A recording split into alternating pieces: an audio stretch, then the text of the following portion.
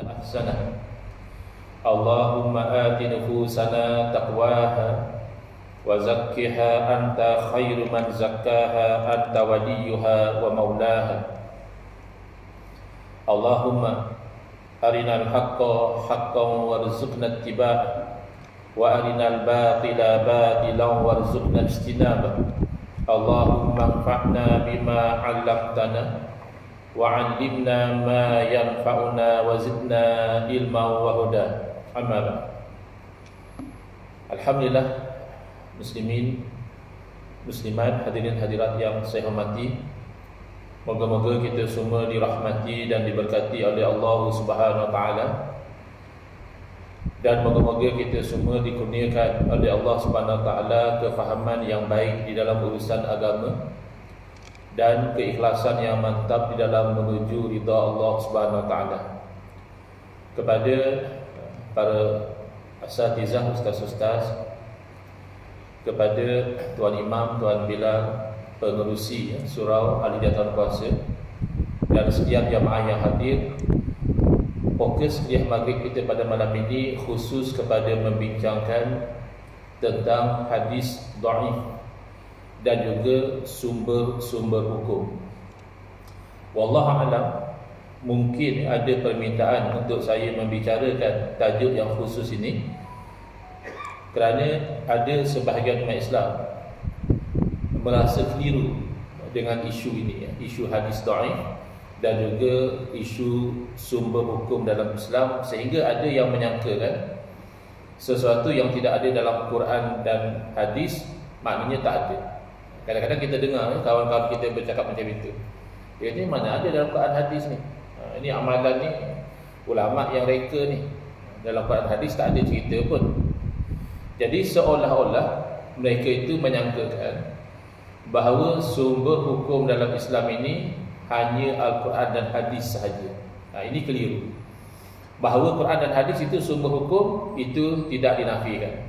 Bahkan itulah sumber hukum yang utama. Tetapi menyangkakan hanya itu sahaja, itu sangat keliru, kerana selain daripada Quran dan hadis ada sumber-sumber hukum yang lain. Ini bahkan isyarat yang jelas daripada hadis Nabi sallallahu alaihi wasallam ketika baginda menghantar Sayyidina Muaz bin Jabal radhiyallahu anhu menjadi qadhi, menjadi gubernur di Yaman. Lalu Nabi SAW, kita kata sort of interview. Kalau zaman sekarang ni kita nak dapat tauliah mengajar, kena interview dahulu, ya, tak perlu kecil hati sangat. Kerana tujuan itu nak memastikan adakah yang diberi tauliah itu memang berkelayakan atau tidak. Jadi Nabi SAW ketika menghantar Sayyidina Muaz bin Jabal radhiyallahu anhu ke Yaman untuk menjadi qadhi, Nabi interview dahulu. Nabi bertanya, kaifa taqdi idza urida laka qada? Wahai Muaz, bagaimana kamu nanti akan buat satu keputusan, satu hukum bila dibawa sesuatu kes di depan kamu, macam mana kamu dapat keputusan? Lalu dijawab, aqdi bi kitabillah. Aku nanti akan buat keputusan berdasarkan kitab Allah, yakni Al-Quran. Lalu Nabi SAW bertanya lagi, fa'in lam tajid fi kitabillah. Macam mana kamu dapat keputusan kalau jawapannya itu kamu tak jumpa dalam Al-Quran? Jadi daripada pertanyaan Nabi SAW tadi dapat difahami bahawa ada perkara-perkara yang kalau kita nak dapat jawapan secara direct dari Al-Quran, sebut terperinci, mungkin tidak ada. Lalu dijawab oleh Sayyidina Muaz bin Jabal radhiyallahu anhu, fa bi sunnati Rasulillah. Kalau saya tak jumpa dalam Quran, maka saya akan judge, saya akan buat decision berdasarkan sunnah Nabi sallallahu alaihi wasallam. Yang menariknya, Nabi sallallahu tanya lagi, fa illam tajid fi kitabillah wala fi sunnati Rasulillah sallallahu alaihi wasallam. Nanti macam mana kamu dapat keputusan kalau dalam Quran pun kamu tak jumpa jawapannya, dalam sunnah juga kamu tak jumpa jawapannya. Ini indikasi akan berlaku perkara-perkara yang mana solusinya itu tidak disebut secara direct dalam Al-Quran dan juga sunnah. Lalu dijawab oleh Sayyidina Muaz bin Jabal radhiyallahu anhu, ajtahidu ra'yi wa la adu. Saya akan beristihad menggunakan pandangan saya dan saya tidak akan cuai. Lalu Nabi SAW menepuk dada Sayyidina Mu'adz bin Jabal seraya bersabda, Alhamdulillahilladzi waffaqa Rasulillah lima yurdi Rasulullah. Segala puji bagi Allah yang telah memberikan taufik kepada utusan Rasulullah untuk menjawab sesuatu yang meredhakan Rasulullah sallallahu alaihi wasallam. Berarti Rasulullah berkenan dengan jawapan yang diberi oleh Sayyidina Mu'adz bin Jabal radhiyallahu anhu. Maka dari situlah para ulama faham kalau selain daripada Quran dan Sunnah itu ada yang namanya ijtihad, yang mana para ulama itu terpaksa menggali, mengkaji, membuat perbandingan sebelum mereka itu mengenal pasti hukum, ya. Ada di sana sumber hukum yang namanya ijma'. Ijma' adalah kesepakatan para ulama. Ini satu perkara yang penting juga untuk kita terangkan, di mana di zaman kita sekarang ada suara-suara yang memperlekehkan kita-kita yang ikut mazhab ni. Kan kita di Malaysia ni ramainya, majoritinya ikut mazhab Syafi'i. Kawan-kawan kita yang Bangladesh, yang Pakistan, rata-ratanya adalah Hanafi. Kalau ada kawan kita dari Morocco, itu biasanya Maliki. Kalau yang negara Arab, sebahagiannya itu adalah Hambali. Jadi sudah ada suara, bahkan ada satu masa dahulu, sudah meninggal pun orangnya, di Negeri Sembilan. Dia mengasaskan satu pusat pengajian namanya Ittiba'us Sunnah. Sampai sekarang sekolah itu masih ada. Dia menulis kitab mengatakan bahawa bermazhab itu haram. Mana kita-kita ni yang sembahyang maghrib tadi ni ikut mazhab Syafi'i, kita berdosa sebab ikut mazhab tu haram, kata dia. Ini yang paling ekstrim. Yang pertengahan sedikit kata mereka tak perlu ikut mazhab. Kenapa? Quran dan Sunnah dah ada. Kenapa pula kita nak ikut mazhab? Dan yang ketiga, lebih ringan dari itu sedikit, kata dia, kita tak tolak mazhab, cuma kita ni jenis yang tak terikat. Kita tak tolak, tapi kita tak terikat. Mana kita tengok dalam masalah ni, mazhab mana yang kuat, yang tu kita ikut. Mungkin dalam masalah ni kita ikut mazhab Syafi'i sebab pandangannya kuat, tapi dalam masalah lain kita ikut mazhab Hanafi sebab dalam masalah itu Hanafi yang kuat, atau nanti pula Maliki, nanti pula Hambali. Jadi kami ni bermazhab, kata dia, cuma tidak terikat. Ini adalah kekeliruannya. Pertama, bila dia kata kita itu ikut Quran dan Sunnah, bukan ikut mazhab, berarti dia tidak faham mazhab itu. Dia tak perasan bahawa mazhab itu sebenarnya hasil daripada ikut Quran dan Sunnah. Kan ada orang cakap, kata dia umat Islam ni berpecah sebab ikut mazhab. Ada yang Syafi'i, ada Hambali, ada Maliki, ada Hanafi, itu jadi berpecah. Kalau kita nak bersatu, masing-masing ikut Quran dan Sunnah. Tak payah ikut mazhab ni, mazhab itu. Jadi umat Islam tu berpecah, ya? Jadi ini percakapan yang tidak ilmiah. Jadi yang kita cuba nak suluh, ya? Kita cuba nak terangkan pada malam ini. Kenapa kita kata dakwaan yang sedemikian itu tidak ilmiah? Kerana secara ilmiahnya mazhab itu salah satu dari dua natijah mengikut Quran dan Sunnah.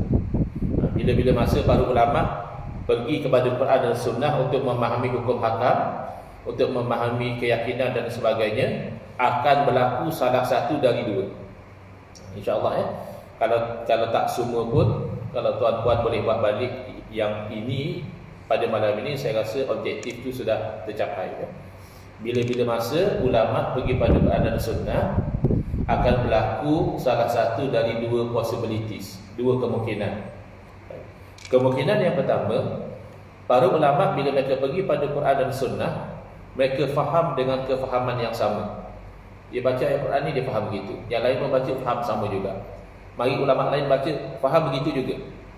Maka apabila mereka faham dengan kefahaman yang sama, tentulah fatwa mereka juga fatwa yang sama. Jadi semua ulama berfatwa dengan fatwa yang sama. Itulah kemungkinan yang pertama, namanya adalah ijma', kesepakatan ulama. Jadi ijma' ini sumber hukum. Quran, Sunnah sumber hukum. ijma' iaitu kesepakatan ulama juga adalah sumber hukum. Nanti kita terangkan dalilnya. Kemungkinan yang kedua, bila ulama nak kenal pasti hukum, mereka tentulah merujuk pada Quran dan Sunnah. Tiba-tiba ulama ni faham begini, tapi ulama yang satu lagi faham lain. Dan tak mustahil datang ulama lain lagi fahaman dia. Kadang-kadang dalam satu-satu isu sampai ada 3-4 pandangan yang berbeza. Khilafnya sampai 5 pandangan misalnya. Itu boleh berlaku. Maka bila fatwa itu berbeza, ini namanya khilaf. Kalau sepakat namanya ijma'. Kalau berbeza namanya khilaf. Maka setiap satu dari pendapat yang berbeza-beza tadi itulah namanya mazhab. Jadi macam mana orang kata ikut Quran dan Sunnah, jangan ikut mazhab, sedangkan mazhab itu produk daripada Quran dan Sunnah. Untuk memudahkan kefahaman, kita beri contoh masalah fiqh, masalah hukum hakam, iaitu masalah perempuan apabila diceraikan oleh suaminya, maka dia kena ada tempoh namanya iddah. Dalam tempoh iddah, kalau talak raj'i, suami boleh rujuk, tak perlu akad nikah baru, tak perlu. Dan dalam tempoh iddah, perempuan itu tidak boleh berkahwin dengan lelaki lain, bahkan tak boleh dipinang pun oleh lelaki lain, tak boleh dalam tempoh iddah. Soalan, iddah perempuan yang dicerai oleh suami itu lama mana? Jadi ulama nak tahu, tentulah naturally mereka akan pergi pada sumber hukum yang utama dahulu, iaitu Quran dan Sunnah. Rupanya masalah iddah perempuan ini dalam Quran dah cerita dengan jelas. Allah berfirman, wal mutallaqatu yatarabbasna bi anfusihinna salasata quru. Orang-orang perempuan yang diceraikan oleh suami mereka, hendaklah mereka itu beriddah selama 3 quru. Maka ijma', sepakat, tidak ada khilaf, tidak ada beza pandangan, semua ulama berfatwa dengan fatwa yang sama, iaitu iddah bagi wanita yang merdeka, yang bukan hamba sahaya, adalah 3 kali quru. Tak ada yang kata 2, tak ada yang kata 4, yang kata 5, tak ada. Semua kata 3. Ini namanya ijma'. Dan ijma' wajib diikuti. Mana dalil wajib ikut ijma'? Al-Imam Syafi'i rahimahullah ta'ala mengambil satu dalil daripada ayat suci Al-Quran, yang mana Allah Ta'ala berfirman, wa man yushaqiqir rasula min ba'di ma tabayyana lahul huda wa yattabi' ghayra sabilil mu'minina nuwallihi ma tawalla wa nuslihi jahannam. Dalam ayat ini Allah menjadikan neraka Jahannam untuk orang yang buat 2 perkara. Pertama, wa man yushaqiqir rasul, barang siapa yang degil dengan Rasul, dia tak mau ikut apa yang Rasul ajar. Ini punca pertama masuk neraka Jahannam. Tak mampu buat cerita lain, banyak benda yang Nabi suruh kita tak mampu buat, tapi jangan degil, jangan tolak.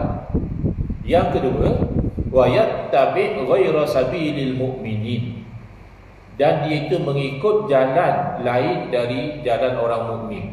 Maka di sinilah Imam Syafi'i rahimahullah taala menerangkan bahawa ijma', kesepakatan ulama, adalah jalan orang mukmin, bahkan jalan yang disepakati oleh semua ulama orang mukmin. Bila Allah jadikan ikut jalan lain daripada jalan orang mukmin itu dengan neraka Jahannam, berarti ikut jalan lain itu adalah haram. Kalau tak haram, Allah tak janji dengan neraka Jahannam. Degil dengan Rasul haram, ikut jalan lain daripada orang jalan mukmin itu haram. Ijma' adalah jalan orang mukmin yang telah disepakati, maka melanggar ijma' adalah haram. Itu cara para ulama memahami. Baik, kembali pada ayat tadi. 3 quru sepakat ulama, tidak ada kata 2, tidak kata ada 4. Tetapi quru itu sendiri apakah maknanya? Quru perkataan bahasa Arab, dia plural, jamak kepada Qur'un. Qur'un ini adalah kalimah mushtarakah, perkataan yang dikongsi makna. Bahasa Melayu pun ada macam itu. Contohnya perkataan kaki. Satu je perkataannya kaki, tapi maknanya boleh jadi pelbagai. Kalau satu orang bercakap, saya sakit kaki lah, kita faham kaki di situ maknanya anggota badan dia. tempat dia berdiri. Tapi kalau dia cakap nanti pergi kedai tolong beli kain 4 kaki, anggota badan juga kan 4 kaki tu. Lain, tu kaki ukuran 12 inci. Kalau dia kata lagi macam ni, kau kalau dengar dia sembang, dengar boleh, percaya jangan. Kaki penipu dia tu. Macam mana boleh menipu dengan kaki? Bukan kaki penipu tu tak ada kena-mengena dengan anggota badan. Itu maknanya orang yang suka menipu. Kaki di situ. Kaki minum, kaki pukul. Jadi satu perkataan banyak makna pun ada dalam bahasa Arab. Salah satunya perkataan Qur'an ada 2 makna. Satu makna Qur'an adalah haid. Haid itu dalam bahasa Arab disebut Qur'an. Dan lagi satu makna Qur'an adalah suci daripada haid. Makna haid itu sendiri, menstruation itu dia panggil Qur'an. Suci daripada haid juga dipanggil Qur'an. Jadi bila dalam Al-Quran Allah kata iddah tu 3 kali kuruk, maka para ulama tertanya-tanya, kuruk dalam ayat tu maknanya suci atau maknanya haid? Sebab dia ada 2 makna. Maka terpaksalah para ulama ahli fiqh tengok ayat Quran lain. Kenapa? Kerana ayat Quran ni kerap saling tafsir menafsirkan. Tafsir ayat ni mungkin ada dalam ayat lain. So kaji ayat-ayat lain yang ada kaitan. Kemudian ulama kaji hadis-hadis Nabi sallallahu alaihi wasallam yang ada kaitan dengan masalah itu, kerana salah satu fungsi hadis adalah menerangkan makna Quran. Dan ulama bahkan pergi kepada kaedah bahasa Arab. Misalnya adat makdud, bilangan dan apa yang dibilang. Dalam kaedah bahasa Arab, adat tu dia mesti lawan daripada gender dia tu dengan yang dibilang. Kalau muzakkar, dia tidak mesti muzakkar tu lelaki sebenarnya dalam bahasa Arab ni. Kalau baitun tu muzakkar, rumah ada lelaki perempuan. Tapi kalau madrasatun tu perempuan, sebab dia ada ta marbutah. Jadi lelaki perempuan ni bukan exactly lelaki perempuan, tapi dia panggil muzakkar muannas. Jadi kalau bilangannya muzakkar, yang dibilang mesti muannas, perempuan. Kalau bilangannya tu muannas, dianggap perempuan, maka yang dibilang tu adalah muzakkar, iaitu lelaki. Jadi sampai macam itu ulama kaji. Sehingga mereka katakan salah satu tu muannas perempuan, maka kuruk tu mesti muzakkar lelaki. Jadi antara haidah dengan tuhuru ni adalah muzakkar, maka maksudnya adalah suci. Sampai macam itulah. Mereka bincang-bincang tapi tak sepakat. Ulama dalam mazhab Hanafi berpandangan kuruk dalam ayat maknanya haid. Keluar fatwa 3 kali haid habis iddah. Ulama dalam mazhab Syafi'i juga buat kajian, kaji, mereka kata kuruk dalam ayat maknanya suci daripada haid. 3 kali suci baru habis iddah. Cuba kita bayangkan. Sama-sama rujuk Al-Quran, sama-sama rujuk kepada ayat yang sama, bukan ayat yang berbeza. Bahkan lebih dari itu, sama-sama cuba memahami satu perkataan yang sama, iaitu kuruk. Masih lagi berlaku 2 mazhab. Jadi macam mana orang boleh kata kita ikut Quran, tak ikut mazhab? Padahal mazhab itulah natijah dari ikut Quran. Jadi hati-hati ya, kadang-kadang orang tanya soalan pelik-pelik bab mazhab ni. Ada yang tanya, kita sekarang ni kan solat ikut mazhab. Ada yang mazhab Syafi'i, Hanafi. Dia tanya, Nabi dulu sembahyang ikut mazhab mana? Dah mula gelabah orang kampung. Betul juga Nabi itu sembahyang ikut mazhab mana? Ini soalan tak valid sebenarnya. Kerana jelas Nabi SAW sembahyang ikut wahyu, ikut sebagaimana yang diajar oleh Allah SWT. Barangkali juga melalui pantaran malaikat Jibril AS. Takkanlah Nabi bercakap pun ikut wahyu. Wa may yantiqu 'anil hawa in huwa illa wahyun yuha. Tidaklah bagi dia itu bertutur dengan hawa nafsu, melainkan apa yang bagi dia tuturkan itu adalah wahyu yang diwahyukan. Cuba fikir, kalau Nabi bercakap pun ikut wahyu, takkanlah Nabi sembahyang ikut sekati. Pasti Nabi sembahyang ikut wahyu. Habis kenapa kita sembahyang ikut mazhab? Kita sembahyang ikut mazhab sebab kita nak ikut Nabi. Kan kadang-kadang orang semangat, dia kata sebenarnya cara solat kita selama ni tak betul. Tapi yang betul macam mana? Dia tunjuklah macam ni cara berdirinya, cara angkat tangannya, cara bergeraknya. Kita kata macam mana pula kamu kata yang itu betul, yang kami tak betul? Sebab dia kata itulah cara Nabi solat. Yang aku tunjuk itulah cara Nabi solat. Dan Nabi bersabda, sallu kama ra'aitumuni usolli. Hendaklah kamu itu solat sebagaimana kamu melihat aku solat. Semangat dia bagus, tapi logik dia kurang. Cuba kita tanya dia, agak-agak dia tenang sikit, cool down sikit, tanya dia. Abang cakap tadi sembahyang sebagaimana lihat Nabi solat. Betul, Nabi yang suruh. Okey. Bila abang lihat Nabi solat? Bila dia lihat Nabi solat, yang dia semangat kononnya cara dia solat adalah cara solat Nabi. Realitinya dia tak pernah lihat Nabi solat, kita pun tak lihat. Tapi kita lihat, kita solat macam kita solat tu kenapa? Kalau kita faham realiti, kita solat macam kita solat tadi adalah kerana guru kita ajar kepada kita, itulah cara solat. Dan guru kita juga tidak lihat Nabi solat. Mana dia tahu? Dia ambil pada guru dia. Jadi setiap orang yang solat ambil daripada guru, daripada guru, daripada guru. Kalau kita ini mazhab Syafi'i, akan bertemu ambilan solat itu daripada murid Imam Syafi'i kepada Imam Syafi'i rahimahullah taala, kepada guru Imam Syafi'i, kepada tabi'in, kepada sahabat Nabi radhiyallahu anhum ajma'in, dan mata-mata sahabatlah yang melihat Nabi solat. Jadi yang ikut mazhab sanad solat dia bersambung sampai kepada Nabi SAW. Yang macam tu punya bersambung, takdir Allah tinggal 4. Sebenarnya mazhab lebih pada 4. Bahkan zaman sahabat pun ada mazhab masing-masing. Ini mazhab Sayyidina Umar, ini mazhab Sayyidina Ali, Ibn Abbas, Ibn Mas'ud, Zaid bin Sabit, Mu'az bin Jabal. Ini semua orang alim di kalangan sahabat. Jadi masing-masing kadang berbeza pandangan. Beza pandangan itu namanya mazhab. Tapi kenapa kita tak ikut mazhab sahabat Nabi? Kan lebih hebat lagi.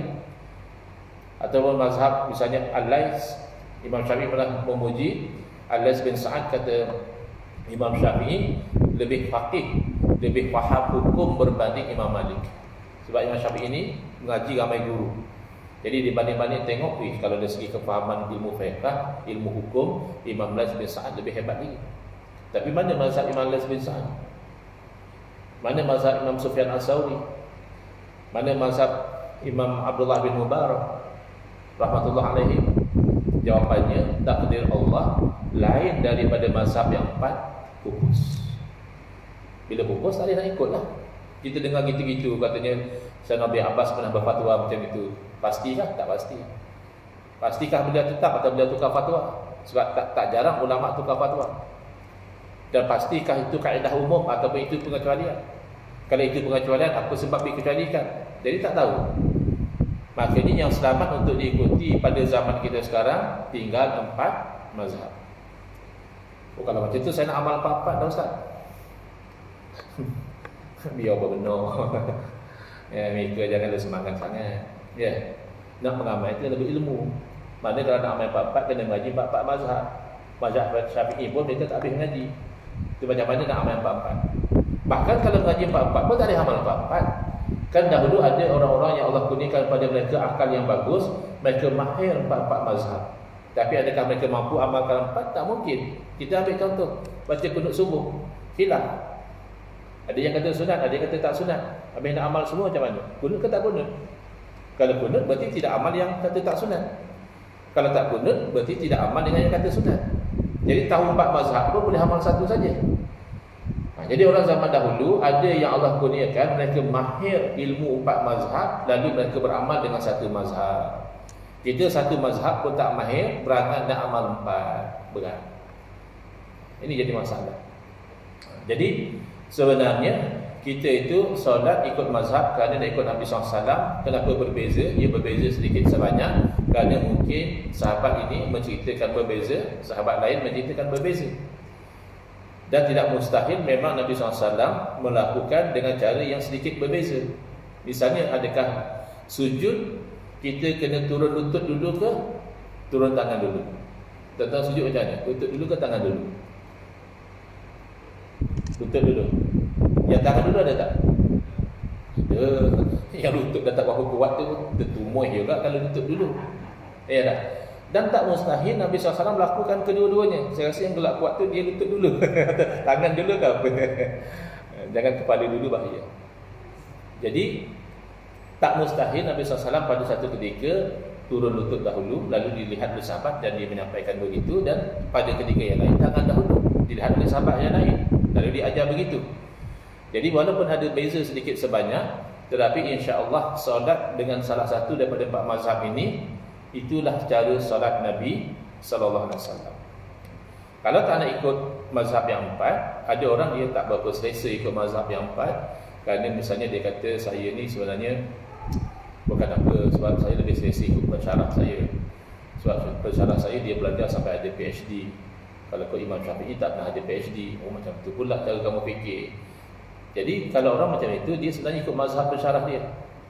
Sebab apa yang pensyarah dia kata dalam masalah kunut ini yang kuat, dalam masalah batal wudu ini yang kuat. Jadi dia ikut, dia sebenarnya sedang bermazhab dengan mazhab pensyarah dia atau guru dia atau ustaz dia. Nak kata dia tak bermazhab, tidak. Ada orang lebih hebat lagi.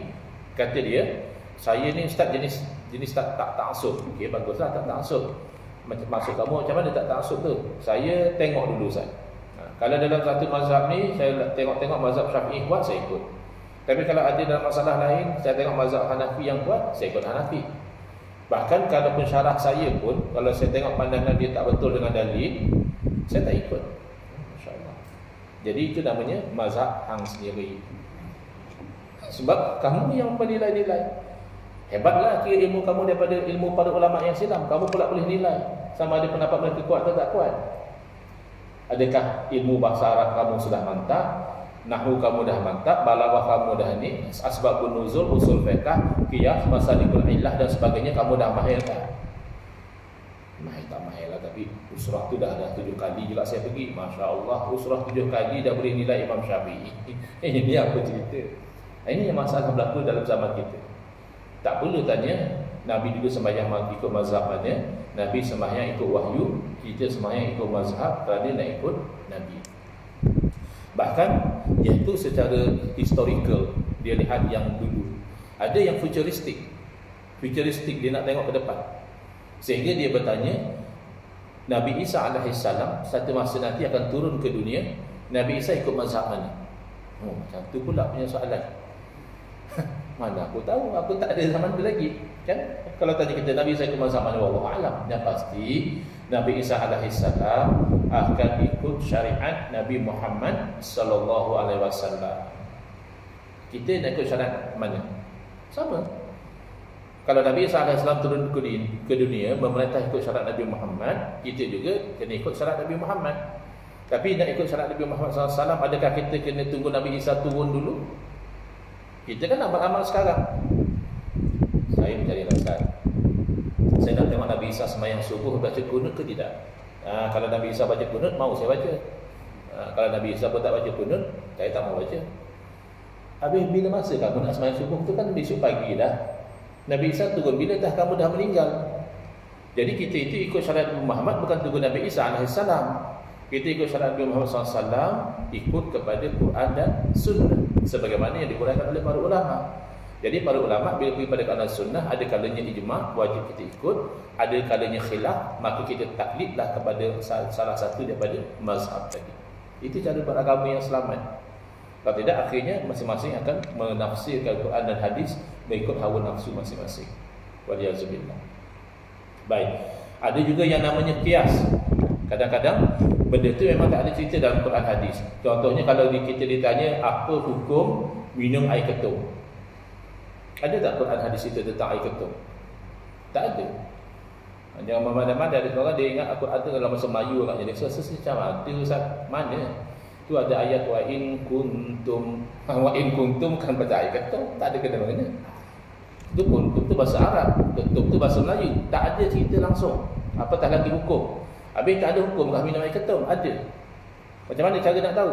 Okay, pertama kena faham dulu air ketum tu macam mana, apa kesan dia.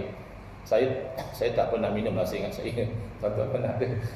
Katanya air ketum ni ada yang direbus, diminum rasa sihat, gula dalam darah turun, stabil, bertenaga dan sebagainya. Ada satu jenis lagi, diperam, dicampur dengan ubat nyamuk, dicampur dengan ubat batuk, macam-macam. Kalau minum itu akan jadi mabuk, hilang akal. Kita fokus minum air ketum yang mabuk tadi. Kalau tengok makna hadis tak ada. Tetapi kita guna jalan kias, analogi. Kita kiaskan kepada minum arak. Minum arak ada dalil mengatakan haram. Apakah asas berharaman minum arak? Ulama kaji adalah kerana memabukkan. Maka atas jalan kias, Mana-mana minuman yang apabila diminum memabukkan, hilang akal, maka hukumnya sama seperti arak, iaitu haram. Jadi ini hukum sabit dengan qiyas. Ada lagi namanya istishab. Istishab ni menganggap sesuatu itu kekal. Jadi kalau kita faham konsep, senang. Dah batal wuduk ke belum, anggap tak batal, sebab asalnya masih ada wuduk. Dah ambil wuduk ke belum, anggap belum. Kenapa? Asalnya belum berwuduk. Itu konsep istishab. Kenapa satu orang tu, kan baru ni dalam paper saya asyik baca tajuk, seseorang itu tidak bersalah sehingga dibuktikan bersalah di mahkamah, lebih kurang macam tu. Itu kaedahnya istishab. Kerana ambil kira asalnya orang tu tak bersalah, so kita anggap kekal. Bila dia bersalah? Bila dibuktikan dengan bukti, dengan di mahkamah. Jadi ada kaedah saddu zara'i, sekat benda yang boleh bawa pada benda yang haram, istihsan dan sebagainya. Ada lebih kurang 13 sumber hukum. Sekarang kita fokus kepada hadis dhaif, ya. Kerana ada orang mengatakan tidak boleh beramal dengan hadis dhaif. Kita kata kita baca Yasin malam Jumaat ni selain daripada jadi satu kebiasaan. Sebab ada hadis Nabi SAW menggalakkan, man qara'a surah Yasin lailatul Jum'ati ghufira lahu. Barang siapa yang membaca surah Yasin pada malam Jumaat, diampunkan dosa dia. Itu dhaif. Mana boleh amal dhaif? Betulkah begitu? Betulkah hadis dhaif tidak boleh diamalkan? Jawabnya tidak betul. Okey, macam mana cerita hadis dhaif ni? Saya cuba. Kuliah kita ni isyak terus berhenti ke? Isyak berhenti azan sambung balik ke macam mana? Boleh sambung Okey. Tapi kalau dah ngam-ngam habis isyak, saya terus berhenti je. Cuma saya tak pasti sempat atau tidak. Sebab saya cuba nak faham daripada basic, sebab saya tengok dah ada masyarakat dianggap kalau dhaif tak boleh amal. Sebab kita jumpa orang macam itu. Kita kata kita beramal sebab ada hadis dhaif, tak boleh amal. Okey, ceritanya yang asal adalah kita itu wajib beramal dengan Quran dan Sunnah. Yang ini saya rasa umat Islam rata-rata faham, ya. Kita kena ikut Quran dan Sunnah. Soalan seterusnya adalah bila dikatakan ini Quran, macam mana kita boleh pasti itu memang Quran? Macam ni kena ikut ni ayat Quran disebut macam ni. Macam mana kita tahu itu memang ayat Quran? Ataupun dia kata kita kena buat macam ni sebab dalam hadis sebut macam ni. Macam mana kamu tahu tu hadis? Kerana Quran kan tak turun pada kita. Bukan malaikat Jibril sampaikan wahyu kepada kita, bahkan kita tidak dengar daripada Nabi SAW direct. Jadi jawapannya melalui periwayatan. Kita dapat Quran daripada guru dapat daripada guru sampai kepada Nabi SAW. Maka periwayatan itu boleh oleh bilangan yang ramai, boleh jadi juga oleh bilangan yang sedikit. Bilangan yang begitu ramai, sekira-kira takkanlah seramai itu tersilap. Tak mungkinlah seramai itu pakat menipu semua. Itu namanya mutawatir. Al-mutawatiru yufidul qat'ah. Benda yang sudah sampai secara mutawatir, dia menatijahkan putus. Putus maknanya apa? Tak ada kemungkinan begini, tak ada kemungkinan begitu. Yakin. Kenapa yakin sangat? Dah ramai orang beritahu benda yang sama. Saya bagi contoh yang insya-Allah kita mudah faham. Siapa Perdana Menteri Malaysia yang ke-10? Kau tak sampai berita lagi kat orang sini kan? Semua orang dah tahu. Datuk Seri Anwar Ibrahim. Secara jujur, tuan-tuan hadirkah banyak kat sumpah beliau? Ada tak orang sini Tun Datuk Seri ke yang hadir balik kat sumpah beliau? Saya memang tak hadir. Dan tak dijemput hadir pun. Tengok TV je lah ya. Tengok TV.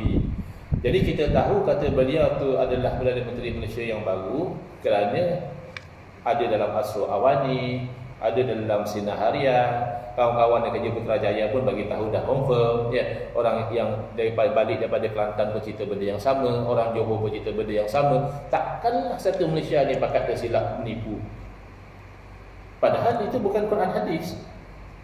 Cerita siapa yang jadi Perdana Menteri Malaysia yang baru itu bukan Quran hadis, itu cerita biasa. Tapi kenapa kamu yakin sangat? Sebab mutawatir. Sebab ceritanya itu diberitahu oleh sekian ramai orang. Tapi kalau ada orang bagi tahu 19 bulan Disember nanti untuk undi percaya ada satu perancangan untuk buat tukar jadi undi tak percaya. supaya tukar lagi Perdana Menteri. Mana kau tahu? Adalah. Kita yakin tak? Kan kita 50-50. Kau ni mana dapat cerita ni? Kau seorang je cerita. Tak ada pula aku dengar orang lain cerita dia ni. Paling-paling 2 orang. Itu namanya ahad. Periwayatan secara tak ramai. Maka natijahnya zon, berat sangkaan. Boleh jadilah betul, mana tahu. Kan orang politik kan macam-macam perancangan dia. Boleh jadilah. Boleh jadi juga tak betul. Orang nak fokus pada pentadbiran, nanti tukar lagi 5 tahun lah misalnya. Jadi kenapa kita tak pasti? Sebab perkhabaran itu tidak ramai. Begitulah cerita perkhabaran Quran dan hadis. Quran itu riwayatnya mutawatir keseluruhannya. Maka tak ragu-ragu bahawa yang dikatakan Quran itu memang Quran. Itu memang daripada Nabi SAW. Bahkan tak boleh kita nafikan walaupun satu huruf, satu perkataan daripada Quran, tak boleh. Itu bawa kepada kufur. Kerana sudah yakin itu daripada Nabi SAW. Sementara hadis sebahagiannya adalah mutawatir, maka yakinlah itu memang hadis Nabi SAW. Tinggal ulama nak kajilah apa makna dia, apa hukum dia, apa yang difahami daripada hadis tersebut. Tapi itu adalah hadis confirm, sebab hadis mutawatir. Tapi banyak sekali hadis yang tidak mutawatir, mana perawi tak ramai. Hadis ahad dipanggil. Jadi kalau hadis mutawatir yufidul qat'a, menatijahkan yakin pasti, maka hadis ahad yufiduz zon. Dia hanya membawa berat sangkaan dia. Nak kata 100% tak boleh. Sebab seorang dua boleh terlupa, boleh tersilap, boleh Nabi cakap lain, dia sampaikan berbeza. Tak mustahil. Oleh kerana hadis ahad ini ada keraguan, maka ulama-ulama hadis mereka terpaksa bekerja lebih. Dalam bab nak memastikan ini memang hadis atau tidak, mereka terpaksa kerja lebih. Kalau hadis mutawatir, dah selesai kerja ahli hadis. Cuma akan pergi pada ahli fiqh lah pula. Ahli fiqh nak kaji apa hukum yang ada dalam ni, ya, apa kefahaman daripada hadis tu. Tapi untuk ahli hadis dah selesai. Ini confirm daripada Nabi sallallahu alaihi wasallam. Tapi kalau hadis ahad belum selesai, terpaksalah mereka buat kerja lebih. Antara kerja lebih yang mereka lakukan adalah meneliti kualiti perawi. Sebab kita kata tadi seorang dua mungkin terlupa. Tapi kalau orang yang beriwayat kata dia memang jenis ingatan dia kuat, jarang dilupa, kemungkinan dia tak lupa. Ya. Berbeza dengan orang yang nama anak dia sendiri pun dia lupa. Anak dia sendiri dia boleh lupa. Kau nama apa? Padahal anak dia. Jadi kemungkinan dia lupa tu tinggi. Atau dia ni orang yang boleh dipercayai, atau orang yang suka berbohong dan sebagainya. Dan dikaji sanad dia, saya sambung selepas daripada azan, insya-Allah.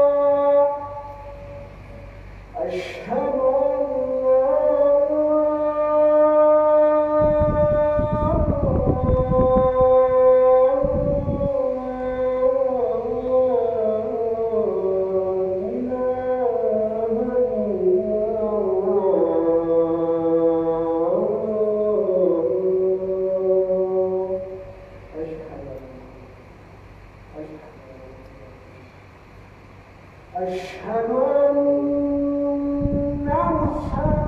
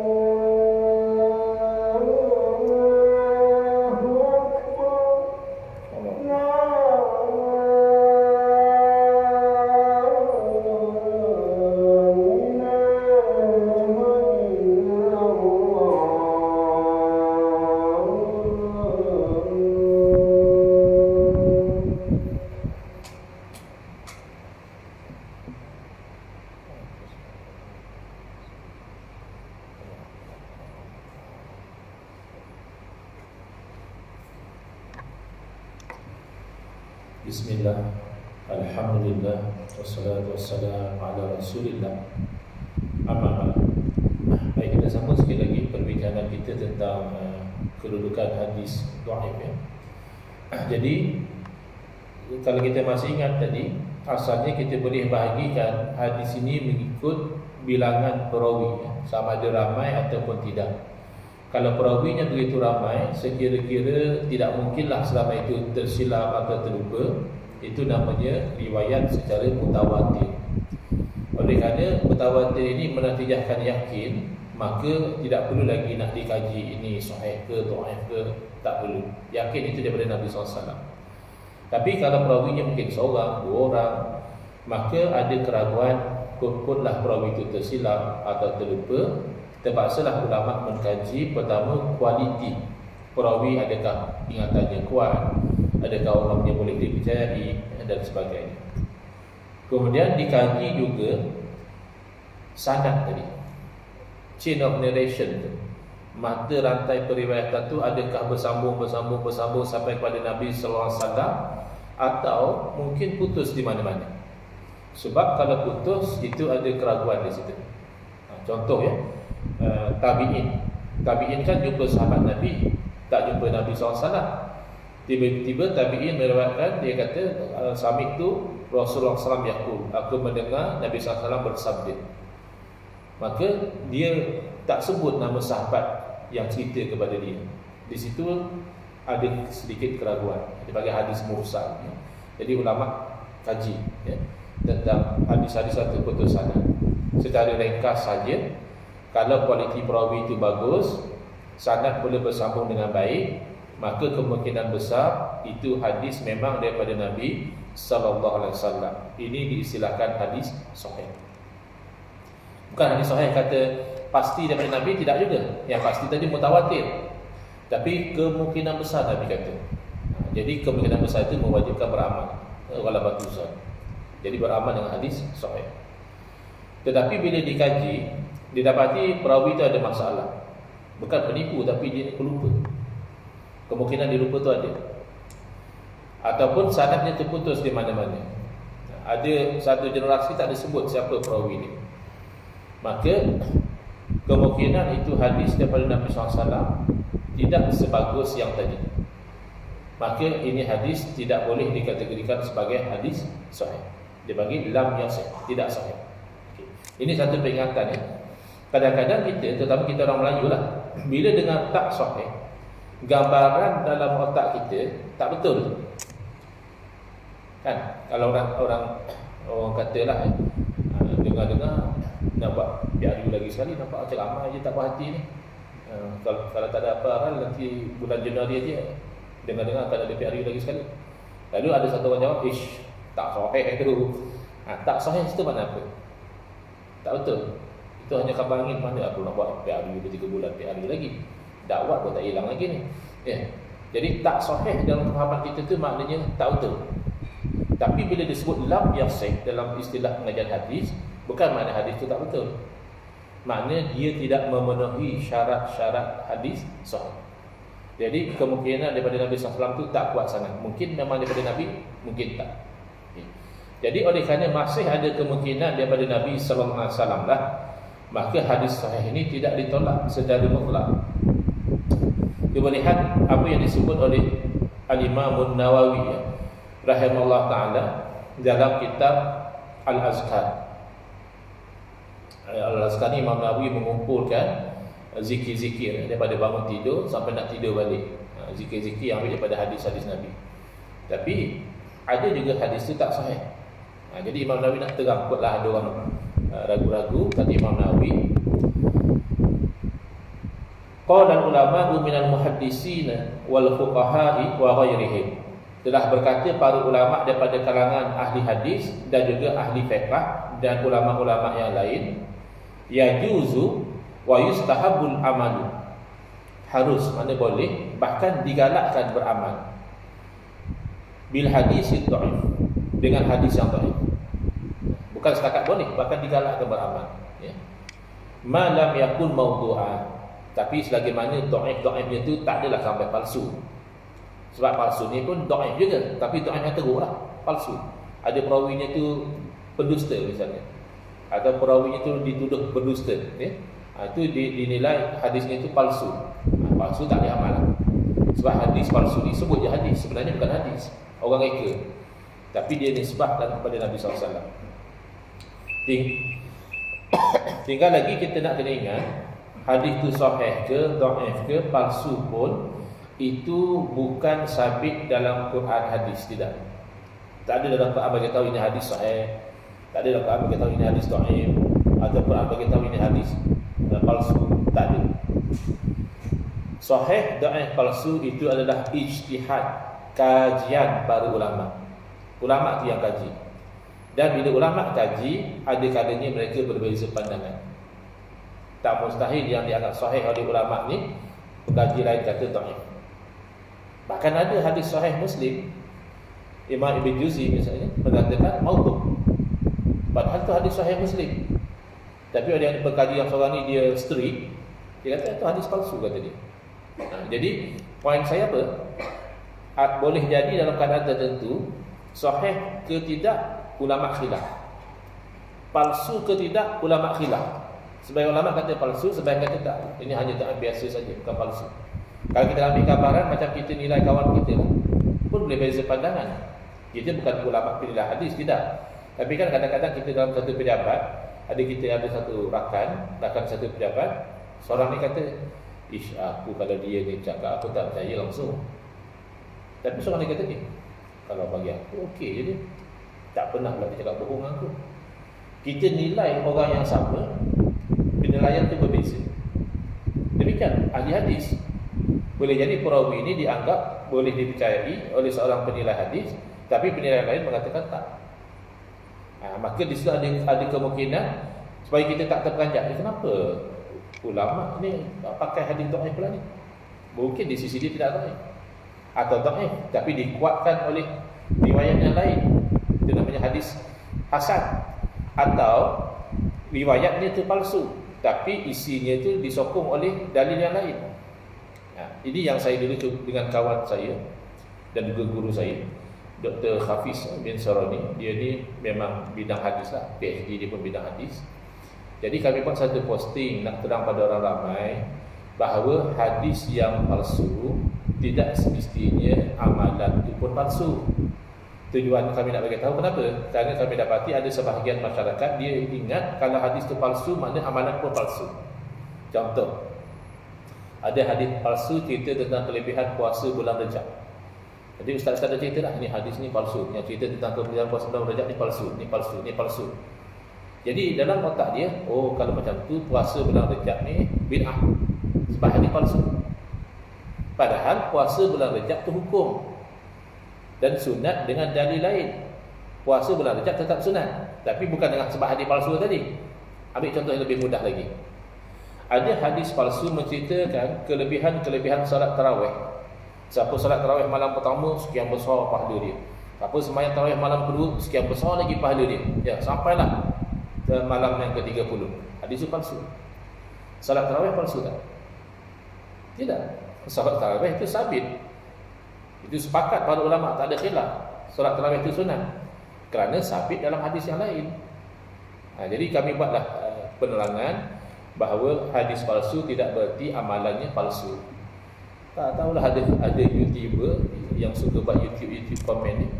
Dia kata kami mempromosikan ataupun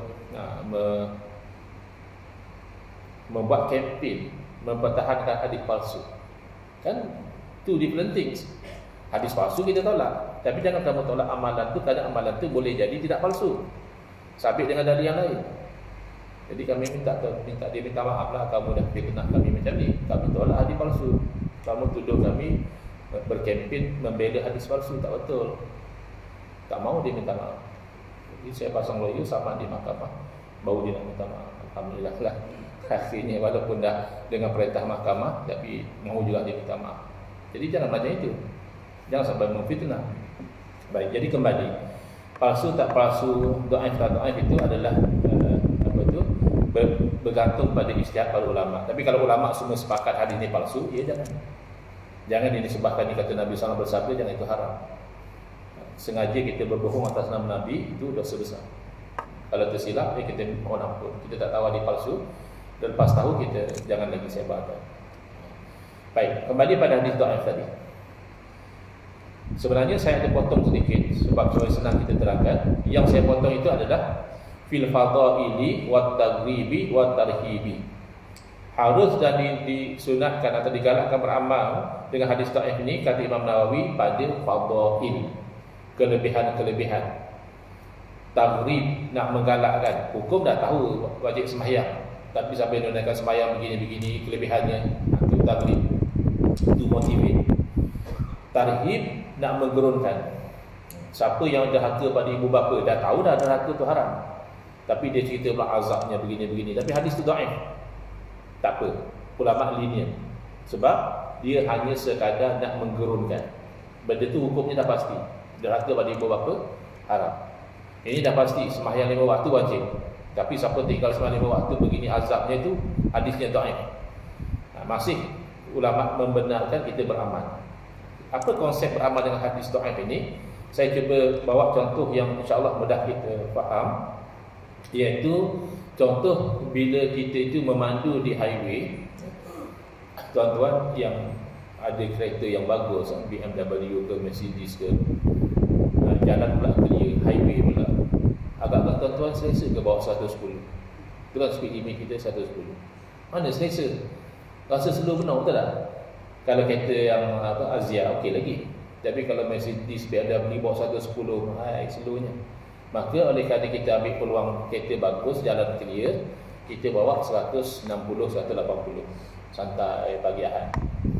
Tahu-tahu kita nampak di seberang sana highway ada kereta bagi beam. Kita dah apa ni? Nampak lagi satu kereta bagi beam, apa kita buat? Kita slow down, betul tak? Kita slowkan supaya speed tu ikut speed limit highway. Itulah konsep beramal dengan hadis dhaif. Kerana orang bagi beam, kita tak pasti kerana apa dia bagi beam. Boleh jadi kerana dia nak memotong, boleh jadi kerana sebab lain. Boleh jadi kerana nak bagi tahu ada speed trap. Jadi kemungkinan ada speed trap tu tak pasti. Tapi kenapa kita slow down? Sebab kita nak berhati-hati. Kot lah ada speed trap, selamat aku tak kena saman. Tapi kalau tak ada speed trap pun tak apalah, aku just play safe. Itu ceritanya. Kenapa kita beramal dengan hadis baca Yasin malam Jumaat diampunkan dosa walaupun hadis tu dhaif? Kerana baca Yasin hukumnya dah pasti, sunat dapat pahala. Aku beri malam Jumaat ni, kotlah hadis tu betul, aku diampunkan dosa.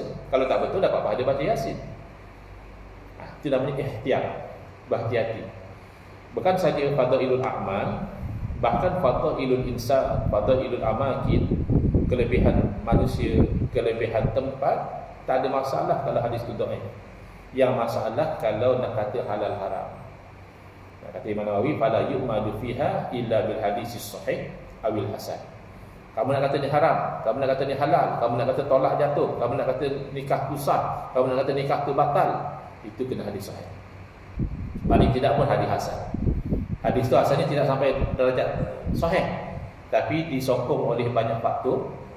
Saya tering lagi dalam 16 faktor juga.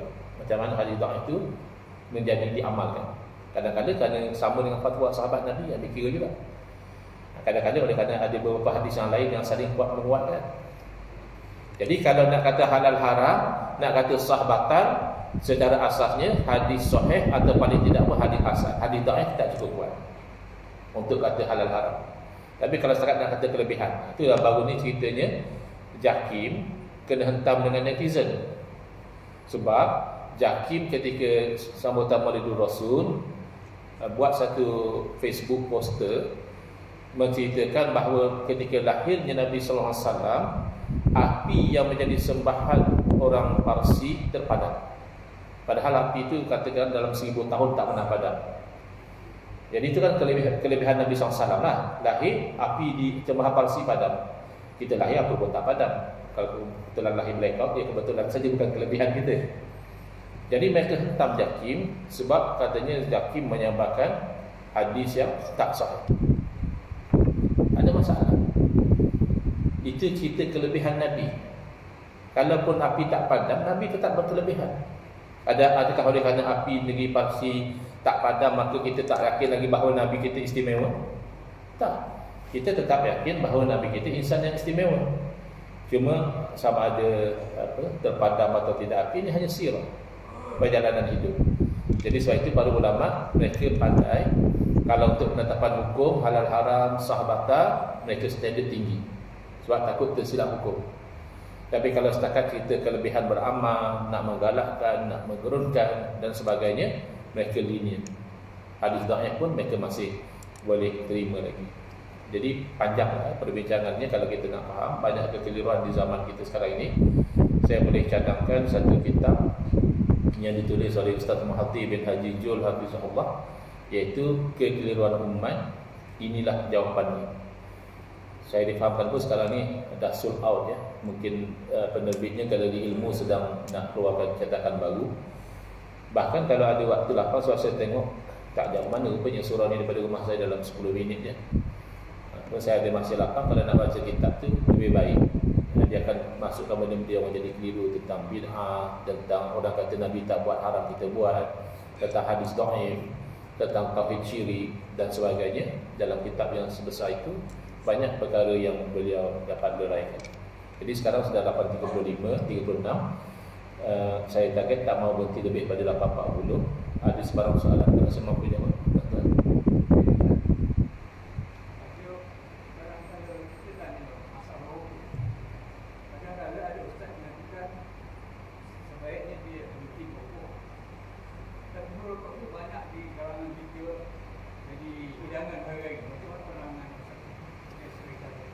Baik, secara ringkasnya, hukum hisap rokok ni adalah antara benda yang tidak ijma'. Maknanya tidak ada satu pendapat yang seia sekata. Lain kalau hukum haram minum arak, tu ijma'. Bahkan kalau orang tu kata minum arak tak haram, dia boleh jadi kafir, kerana dia menafikan sesuatu yang diketahui daripada agama tak dapat tidak. Orang kafir pun tahu minum arak tu haram. Jadi ijma'. Tapi hisap rokok ni haram ke tidak? Jadi oleh kerana tak ada dalil yang jelas. Kalau arak ada dalil yang jelas, tak ada khilaf. Rokok ni tidak ada dalil yang jelas kata jangan isap rokok. Dan rokok pula kita kaji dia ambil buat daripada daun, asal daun tu hukumnya harus dimanfaatkan. Tapi ada pula kajian mengatakan isap rokok ni jadi bahaya pada kesihatan, membahayakan diri itu haram. Jadi yang mana dia melihat hanya rokok ni kebudaratannya baunya busuk, dia kata makruh. Kita makan petai pun makruh sebab bau dia busuk. Yang melihat pada kajian yang mengatakan isap rokok akan jadi macam ni, dia berfatwa mengatakan haram. Kerana membinasakan diri sendiri itu adalah haram. Secara ringkas, masalah hisap rokok ini adalah masalah yang khilaf. Dari khilaf macam ni, kalau orang yang nak cermat dengan agama dia, al-khuruz minal khilaf mustahabbun. Kita keluar daripada khilaf tu, itu yang paling baik. Kalau kita hisap rokok, masih ada orang kata haram. Tapi kalau kita tak hisap rokok, ada tak ulama yang kata haram? Kamu haram berdosa tak hisap rokok? Kan tak ada. Maka sebab tu ada ustaz dia kata lebih elok jangan hisap lah. Walaupun khilaf, tak hisap kan amal kita. Bahkan ada yang lebih brutal lagi. Muridnya tanya, kan dia cerita dalam syurga ni, apa nikmat kita nak pun Allah beri. Nak makan kuih ke, nak makan nasi lemak ke, nasi berani, apalah minta dalam syurga, Allah beri. Jadi dia ni kaki hisap rokok. Dia tanya ke dalam syurga tu boleh hisap rokok tak? Jadi guru dia pun nak jawab tak kerti. Jadi dia jawab macam ni, dia kata boleh, tapi masa nak nyalakan rokok tu kena pergi ke neraka lah. Sebab kat situ ada api. Tapi itu bukan jawapan yang pastilah. Ringkasnya hisap rokok ni khilaf. Tapi ramai juga yang masuk guru saya, Tuan Guru Syekh Nuruddin Al-Banjari Al-Makki Hafizahullah, itu berpegang kepada haram kerana ambil kira mudarat tadi. Tapi kalau kita nak lihat secara makro, meninggalkan itu lebih aman. Sebab tidak ada orang yang kata berdosa tak hisap rokok. Tapi kalau hisap rokok, ada yang kata makro, ada yang kata haram. Wallah. Boleh ya? Dah pukul 8.39. Saya cakap terima kasih atas perhatian. Saya pun maaf atas salah dan kesilapan. Hadza wabillahi taufiq wal hidayah. Wassalamualaikum warahmatullahi wabarakatuh. Bismillahirrahmanirrahim. Alhamdulillahirabbil alamin wassalatu wassalamu ala sayyidina Muhammadin wa ala alihi wa sahbihi ajma'in. Allahumma shrah sadurana wa ahsin akhlaqana wa azim ujurana wa nawwir qulubana bi nuri hidayatika kama nataqadda bi nuri syamsika abadan abada bi rahmatika ya arhamar rahimin. Walhamdulillahirabbil alamin. Amin ya rabbal alamin wal aqwa minkum.